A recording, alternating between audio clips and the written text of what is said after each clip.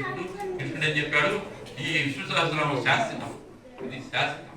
ఇది ఎవరైతే అంటే భగవంతుడి యొక్క పరతత్వాన్ని గురించి తెలుసుకున్నవాడు మహానుభావుడు భీష్ముడు.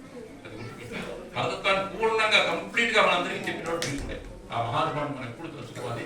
తలుచుకుంటే ఆయన అనుగ్రహంతో మనం ఎప్పుడు కూడా విజయంతో ఉంటాం. అందుకని దీన్ని జయ ఏకాదశి అంటారు. ఆయన ఓడిపోలా, ఆయన జయించాడు. అందుకని దీన్ని జయ ఏకాదశి. భీష్ముడు ఓడిపోవాలి, అందుకనే కదా మనం ఏదో తలుచుకుంటున్నాం. తలుచుకుంటాం. మన దుర్యోధను తలుచుకుంటున్నావా, దుర్యోధను తలుచుకుంటున్నావా, శల్యుడిని తలుచుకుంటున్నావా, కౌరుడిని తలుచుకుంటున్నావా? ఈయన ఎందుకు తలుచుకుంటున్నావు? ఈ పాపం అంతా, ఆయన పాపాన్నంతా ఆయన తీసేశాడు.